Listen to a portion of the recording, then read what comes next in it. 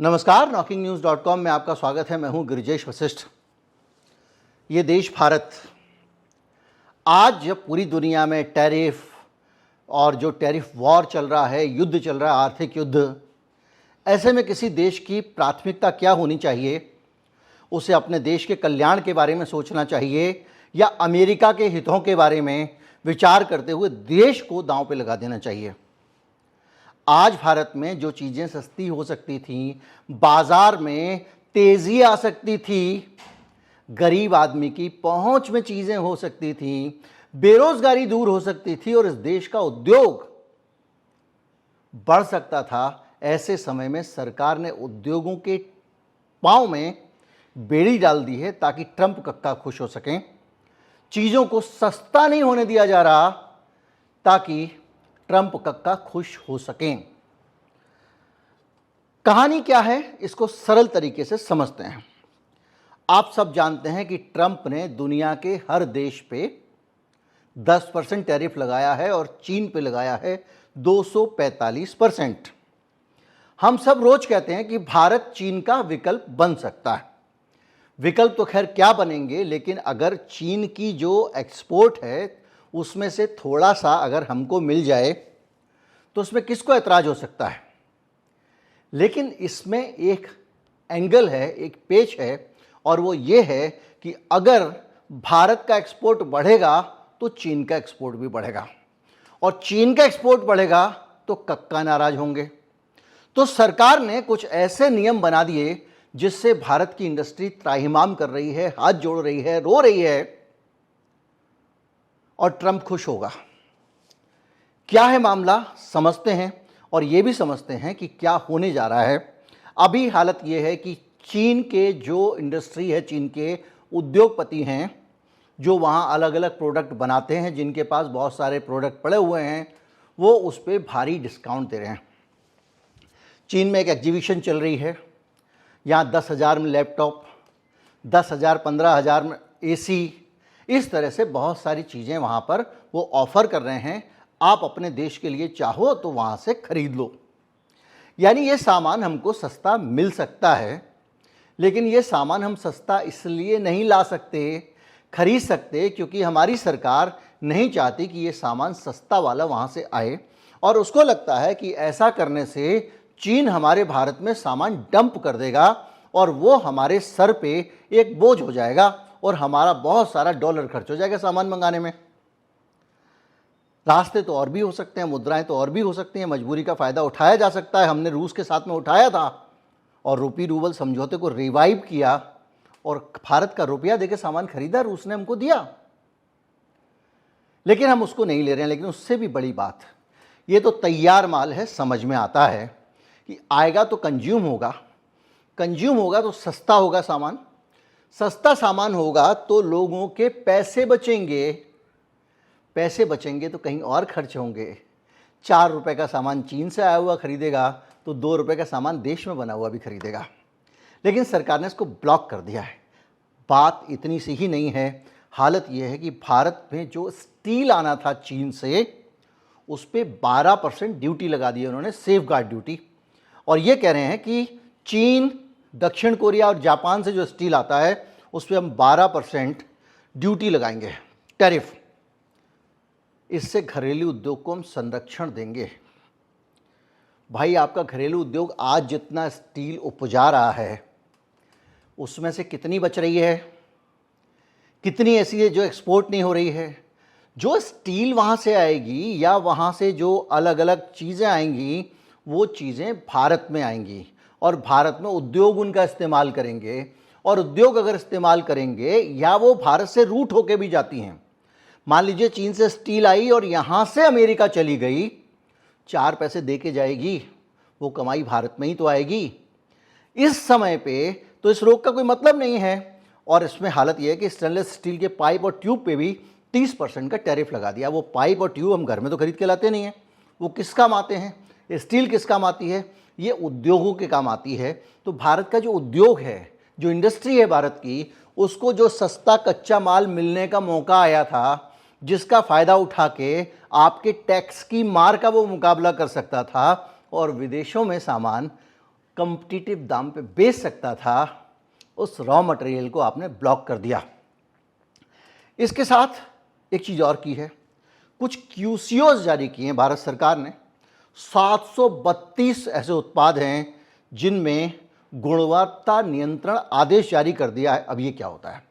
ये होता है कि जो वहाँ से सामान आएगा उस पर ISI जो है उसका क्वालिटी चेक करेगी और उसके बाद ही वो सामान लाया जा सकता है। ऐसा अक्सर इंपोर्ट को डिस्करेज करने के लिए सरकारें करती हैं। अब इसमें जो सामान है उस पर जरा नज़र डालिए। एयर कंडीशनर और रेफ्रिजरेटर का सामान, फुटवियर, स्क्रू, स्टील के प्रोडक्ट, रसायन इसमें शामिल हैं।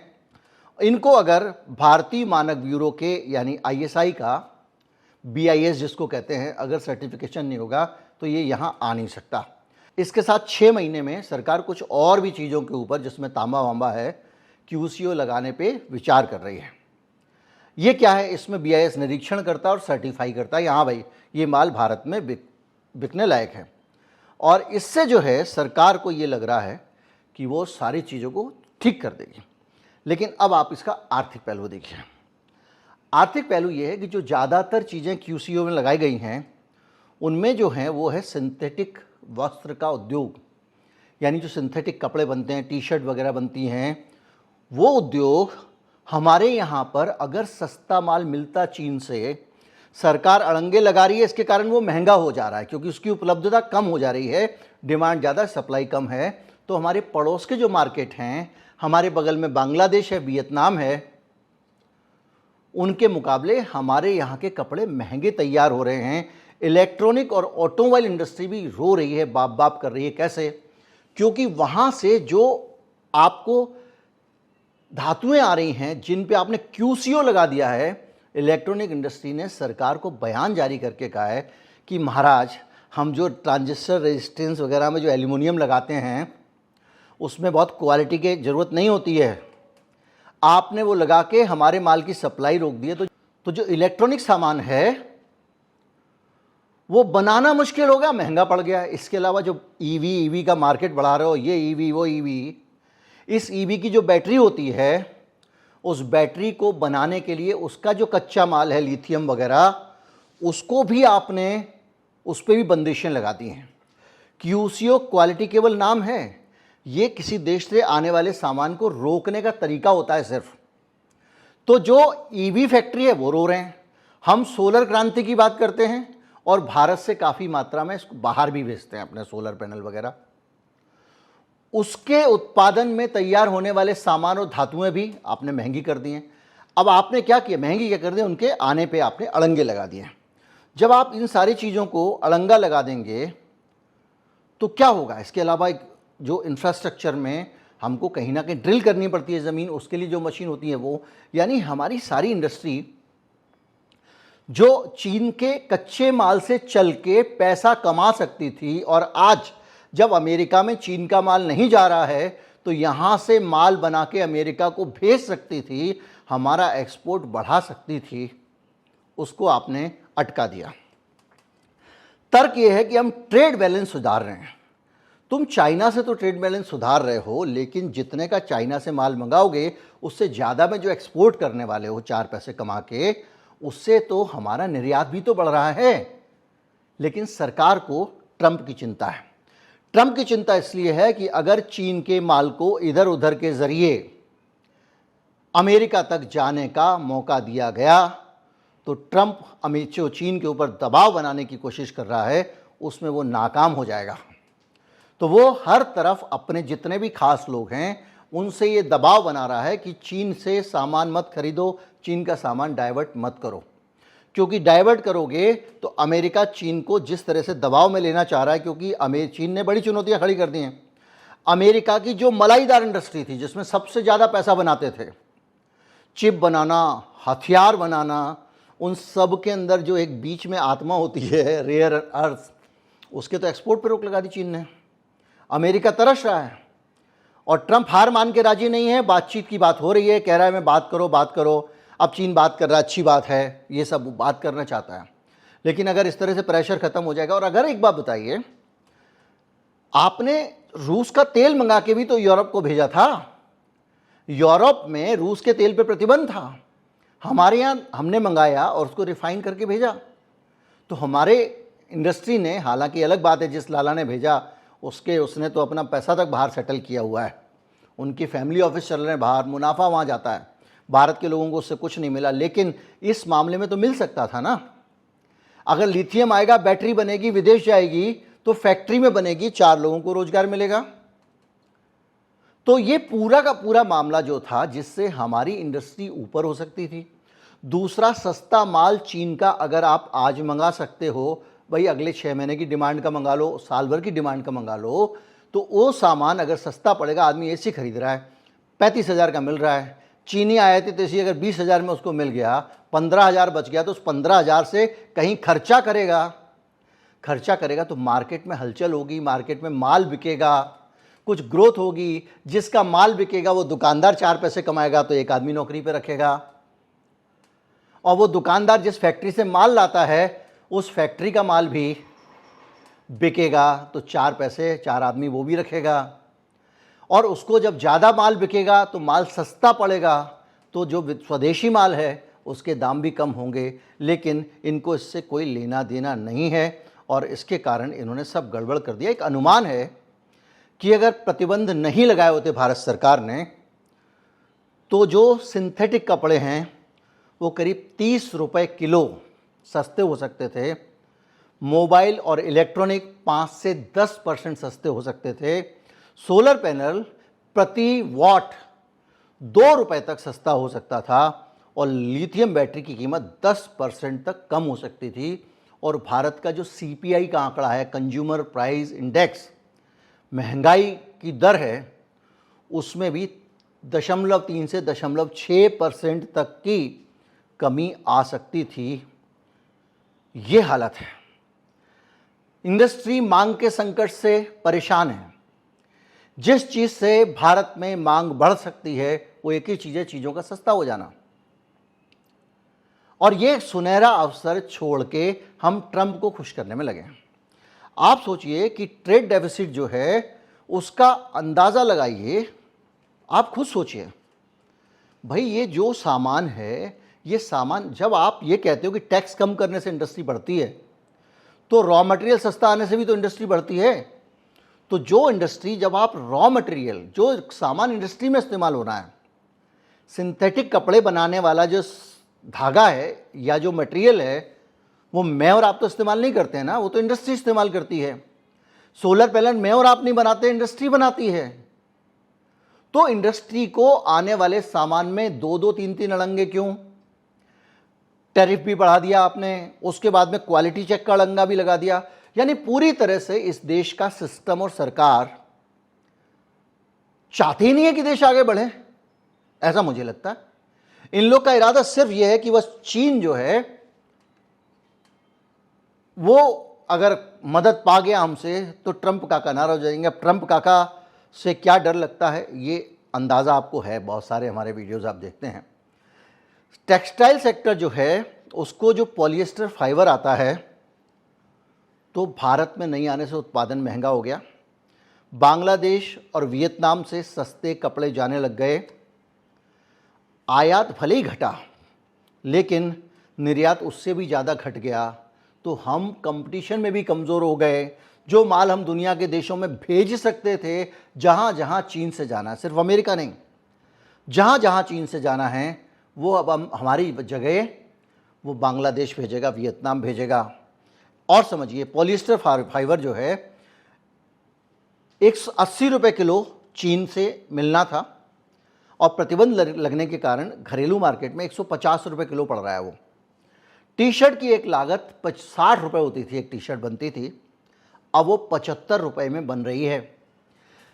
जो एक्सपोर्ट प्राइस है डॉलर में, वो $3 था, वो $3.8 हो गया है। बांग्लादेश में $3.2 में टी शर्ट बिक रही है। और सच ये है कि $3.2 में टी शर्ट हम बेच पाएंगे, हम नहीं बेच पाएंगे। यानी हमारे इस एक छोटी सी गलती से हमने अपना नुकसान कर लिया। हालत यह है कि घरेलू उत्पादन को किसी तरह से अगर बढ़ावा मिलना चाहिए, भाई देश में फैक्ट्रियां काम करें, लोग अपना कारखाने बढ़िया चलेंगे, ज़्यादा नई नई फैक्ट्री, यही तो है। आप कहते हो कि हमको हिंदुस्तान को बनाना है, मेक इन इंडिया, मैन्युफैक्चरिंग। अब ये मैन्युफैक्चरिंग बढ़ने के हालात बन रहे हैं तो ब्रेक लगा रहे हो, ब्रेक के ऊपर टूट पड़े हो, एक एक दो दो तीन तीन तरीके से। किस लिए भाई? क्यों? आप बिजनेस की दुनिया में हो सकता है कल हमारे लिए ये रहा हो कि हमको चीन को रोकना है क्योंकि चीन से माल आ ज़्यादा रहा है, जा चीन को कम रहा है। लेकिन अगर चीन से माल आके हम दूसरों को बेच के कमा रहे हैं तो हमको आज की तारीख में, आज हालात बदल चुके हैं, तो चीन से सामान मंगाने में क्या दिक्कत होनी चाहिए। इसके साथ साथ आप देखिए कि व्यापार घाटा, अब जो इंडस्ट्री कह रही है वो ये कह रही है कि भैया इनपुट जो है उसकी सप्लाई हो गई है ठप, तो इनपुट की कॉस्ट बढ़ गई। इनपुट क्या होता है? जो सामान फैक्ट्री के अंदर आता है। आउटपुट होता है जो सामान फैक्ट्री से तैयार होने के बाद निकलता है। इनपुट में सारी चीज़ें जो जो डल रही हैं, मतलब समझिए कि आप फैक्ट्री में बना रहे हो शाही पनीर, तो उसमें जो पनीर डाल रहे हो वो इनपुट है, टमाटर डाल रहे हो वो इनपुट है, प्याज डाल रहे हो वो इनपुट है, जो मसाले डाल रहे हो वो इनपुट है, कसूरी मेथी डाल रहे हो वो इनपुट है, इवन जो आग खर्च कर रहे हो वो इनपुट है, और जो आउटपुट है वो शाही पनीर है। तो ये कह रहे हैं कि जो इनपुट है उसके ऊपर सप्लाई ठप हो गई है। ईवी के लिए ज़रूरी पार्ट चीन से आते थे, अब भारत ने क्वालिटी की बात शुरू कर दी। भारत के जो पार्ट बनते थे उतने अच्छे नहीं बनते थे, अब इन्होंने क्वालिटी कंट्रोल की क्लॉज लगा दी। तुम्हारे घर में क्वालिटी अच्छी नहीं बन रही है, चीन से आ रहा था, कम से कम ईवी बननी शुरू हो गई थी, कितनी भारतीय कंपनियां बना रही थीं, आपने उसको अटका दिया। अब नतीजा क्या हुआ? फैक्ट्रियों में प्रोडक्शन रुकने की नौबत आ गई है। फिक्की और एल्सिना, इलेक्ट्रॉनिक मैन्युफैक्चरर्स एसोसिएशन, इसने सरकार को लिखा है कि हमारे पास कुछ कंपोनेंट के घरेलू विकल्प नहीं हैं। आपने BIS लागू करके उन कंपोनेंट को रोक दिया। अब वो कंपोनेंट नहीं आएंगे तो इलेक्ट्रॉनिक इंडस्ट्री हिंदुस्तान की ठप पड़ गई है। ऐसे समझ लो कि आप शाही पनीर बनाने जा रहे हो और कोई कहे नमक नहीं मिलेगा, नमक पे टैक्स लगा दें, तो आप शाही पनीर कैसे बनाओगे? ठीक उसी तरह से इंडस्ट्री में जो कंपोनेंट है ज़रूरी वो नहीं मिल रहे हैं, और इसके कारण उत्पादन हो गया धीमा। और उत्पादन धीमा होने का मतलब आप जानते हैं, इंडस्ट्री में फैक्ट्री की लागत उतनी है, जो लोन लिया हुआ है फैक्ट्री में मशीन के लिए वो उतना ही है, बिल्डिंग जो है वो उतने की ही है, सारी चीज़ें उतने की हैं, और केवल 2-1 कर्मचारी को छोड़ दो आप और रॉ मटेरियल छोड़ दो। लेकिन अगर ये उत्पादन की रफ्तार धीमी हो जाती है तो उतने ही रुपए में आप उतनी ही लागत में आप कम सामान बना पाओगे। अगर लागत फास्ट हो जाएगी तो उसी लोन से, उसी मशीन से, उसी फैक्ट्री की इमारत से आप ज़्यादा सामान बना पाओगे और ज़्यादा कमा पाओगे। तो अब इनपुट रुक जाता है तो सामान और महंगा हो जाता है। पूरी असेंबली लाइन रोकनी पड़ गई है इलेक्ट्रॉनिक इंडस्ट्री को कई सारे उद्योगों में। ये मैं नहीं कह रहा हूँ, उन्होंने मांग की है। भारत के federation of Indian commerce and industry FICCI, उसने मांग की है। कई सारे एक्सपोर्ट के मौके चूक गए हैं। कहाँ हम भारत को मोबाइल और लैपटॉप का हब बनाना चाहते थे, अब जो कंपनी बना रही है उसको आप कंपोनेंट ही नहीं लेने दे रहे हो। इस तरह से बहुत सारी चीज़ें पे फर्क पड़ा है। जैसे मोबाइल फ़ोन इंडस्ट्री में बैटरी, डिस्प्ले, IC और चिप्स अटक गए हैं, चीन से नहीं आ रहे हैं। क्यों? क्योंकि सर्टिफिकेशन लंबा है। जो मोबाइल चीन से सस्ते में मिल सकता था हमको, आज की तारीख में लोगों को सस्ते में मिल सकता था, इस सरकारी अड़ंगे और ब्रेक लगाने से अब वो मोबाइल महंगा हो जाएगा। LED टीवी के जो पैनल और ड्राइवर IC होते हैं वो भी BIS के सर्टिफिकेट के बगैर अटक गए हैं। EV की बैटरी जिसमें BMS मॉड्यूल और लिथियम सेल, ये तीनों चीज़ें हैं, ये भी QCO के कारण अटक गए हैं। सरकार चाहती है कि कंपोनेंट भारत में बने, लेकिन भारत में रातों रात कंपोनेंट नहीं बन पाएंगे। ट्रंप वाली बेवकूफ़ी है। ट्रंप ने भी यही कर दिया, अचानक लगा दिया। अब लगा दिया तो वो अपने आप तो फैक्ट्री बनने जाएगी, अब वहाँ त्राहीमाम मचा हुआ है। इसी तरह से अगर उद्योग का ही गला इस तरह से आप घोटोगे तो टेक्नोलॉजी डेवलप ही नहीं हो पाएगी। तो निचोड़ की बात यह है कि किसी भी तरह से सरकार को इस समय अब जो और दिक्कत आ रही है, एक तो जो सप्लाई चेन में रुकावट है, विदेशी जो प्रोड्यूसर हैं भारत में बनाते हैं, जो भारत में मेक इन इंडिया के तहत लाके फैक्ट्रियां लगा के बैठे हुए हैं जितने भी हैं, वो सब लोग भी परेशान हैं कि भैया यहाँ तो हमने फैक्ट्री लगा दी, भारत में इन्वेस्टमेंट कर दिया, अब सरकार अड़ंगे लगा रही है, तो इसके कारण हमारी मैन्युफैक्चरिंग नहीं हो पा रही है। इसके कारण बहुत सारी कंपनियां नाराज़ हैं। चीन से भी बहुत सी कंपनियां भारत में अपने उद्योग लगाना चाहती हैं, प्लांट लगाना चाहती हैं, ताकि उनका काम ना रुके, क्योंकि तो वियतनाम में भी लगा रही हैं, वो तो ब्राज़ील में भी लगा रही हैं। तो हम यहाँ अड़ंगा लगा के बैठे हुए हैं, तो वो कह रहे हैं भैया यहाँ जाना खतरे से खाली नहीं है, क्योंकि भारत में लगातार हम इंडस्ट्री के समझ के खिलाफ चीज़ें देख रहे हैं। जैसे हम कुछ उद्योगपतियों को प्रेफरेंस दी जाती है, इससे भी दूसरा उद्योगपति यहाँ धंधा लगाने में डरता है।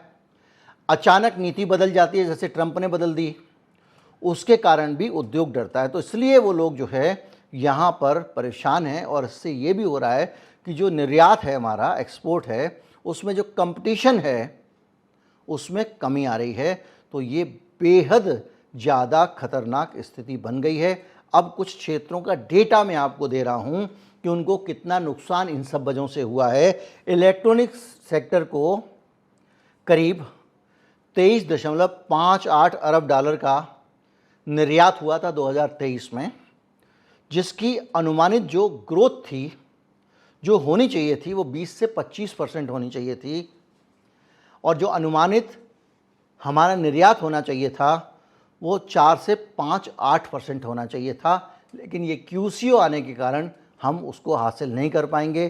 केमिकल जो है, स्पेशलिटी केमिकल, जिसमें भारत एक तरह से हब बनता जा रहा था, उसमें 308 अरब डॉलर के करीब 2023 में निर्यात था। इसको भी 15 से 18% बढ़ना था, लेकिन अब 5 से 8 अरब डॉलर का ही बढ़ेगा।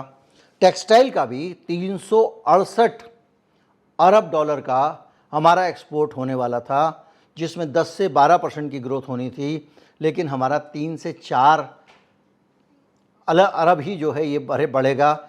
और स्टील और इंजीनियरिंग में भी यही हाल है।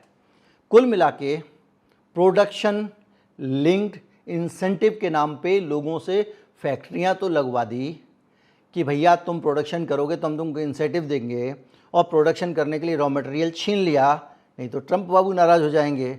इसके कारण निर्यात ऑर्डर पूरे नहीं हो रहे हैं, यानी भारत की कंपनियों की साख खतरे में है, और इन कंपनियों ने इंडोनेशिया और वियतनाम में शिफ्टिंग शुरू कर दी है। स्पेशली जो स्पेशलिटी केमिकल हैं, वो चीन का अच्छा विकल्प हम बन रहे थे, वो भी, उसका प्रोडक्शन भी गिर गया है, और पॉलिएस्टर जैसे इनपुट रोकने से उत्पादन महंगा हो गया है। और कुछ सबूत बताता हूँ कि निर्यात गिरने के कि कैसे गिर रहा है। आप कहोगे मैंने बोल दिया। तो 23-24 में भारत का मर्चेंडाइज एक्सपोर्ट 3.1% गिरा है इन्हीं हरकतों के कारण। और अब टैरिफ आने के बाद तो बिल्कुल तबाही निश्चित है। ये वो टाइम है जब हम कुछ बेहतर कर सकते थे। बांग्लादेश और वियतनाम जरा जरा से देश हैं, और वो एकदम बढ़िया कर चुके हैं। और ग्रोथ जो थी इलेक्ट्रॉनिक गुड्स की, वो 30% हुआ करती थी एक्सपोर्ट की, जो घट के 10% रह गई है। कुल मिला के निचोड़ की बात ये कि इस देश के नीति नियंता, ब्यूरोक्रेसी है तो नौकरी बचाने में लगी है। उसको लगता है कि नेताओं को खुश करके रखो, पंगे मत लो भैया। कल किस प्रोग्राम में कहाँ, किस CD में और इस सब में मामला हो जाएगा, चक्कर में मत लो, नौकरी करो। गाड़ी है, बंगला है, बीबी है, बच्चे हैं, बढ़िया है, क्यों छोड़ें। नेता जो है वो पता नहीं किस चक्कर में ये सोचे बगैर, बातें बड़ी बड़ी, बातों में तो ऐसा लगेगा कि बोल देना। अभी यहाँ पासपोर्ट की रैंकिंग गिर गई है, और उस देश के पासपोर्ट की रैंकिंग गई है जिस देश के बारे में ये कहा जाता है कि भाई अब लोग आते हैं और लोग कह देते हैं मोदी के भारत से आए तो उनको बहुत इज्जत मिलती है। यहाँ पासपोर्ट की रैंकिंग गिरी पड़ी है और मोदी के भारत से आए तो इज्जत मिलती है। ऐसे जुमले बेच लेते हैं नेता लोग और निकल जाते हैं, जबकि ज़मीन पे ये हो रहा है कि ये वो मौका था जब भारत की इंडस्ट्री अपना एक्सपोर्ट बढ़ाती, दुनिया भर के बाज़ारों में माल ले जाती, माल बेचती और मुनाफा कमाती, तब सरकार ने अजीब अजीब नियम बना के ब्रेक लगा दिए हैं। उम्मीद करता हूँ वीडियो आपको अच्छा लगा होगा, कुछ जानकारी मिली होगी। अच्छा लगा हो तो ज़्यादा से ज़्यादा लोगों तक पहुँचाएँ, चैनल को सब्सक्राइब कर लें और पुराने वीडियो पे नज़र रखें। नमस्कार, जय हिंद।